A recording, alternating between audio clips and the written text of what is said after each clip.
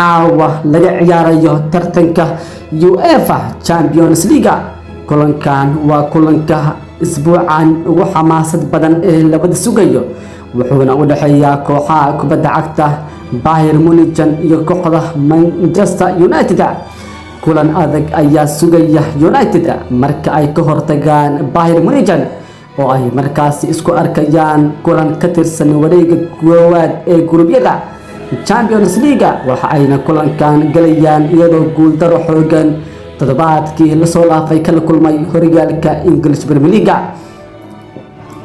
haddayna fiirino xogta kulanka, mid kasta oo ka mid ah 11kii kulan ee hore ee ugu dhaxeeyay FC Bayern Munich iyo Manchester United ayaa ahaa mid biirtay tartanka UEFA Champions League.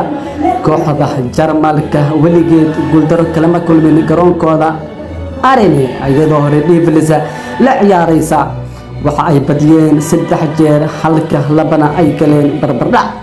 kaliya Real Madrid ayaa Bayern Munich kaga sareysa safashada kulamada Champions League, kuwaas oo leh 304 jeer, halka kooxda reer Jarmal ciyaareen 282 kulankan waana xil ciyaareedkii 16aad ee xiriira ee ay ka qayb galayaan tartanka UEFA Champions League.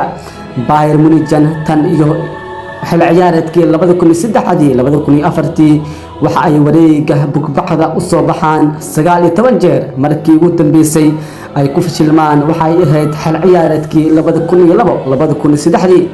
Manchester United ayaa laga saaray wareegga gurubyada UEFA Champions League laba ka mid ah 6 olole ee ay ciyaareen tartanka tan iyo markii Alex Ferguson uu markaasi ka fiirsaday tababarka.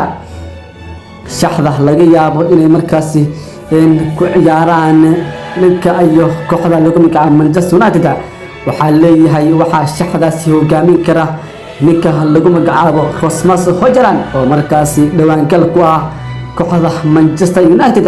sidoo kale shaxda kooxda lagu magacaabo Bayern Munich waxaa hogaaminaya ninka haatan ku soo biiray ee lagu magacaabo Harry Kane ayaa markaasi hogaaminaya oo dhawaan kaga soo biiray kooxda Tottenham Hotspur.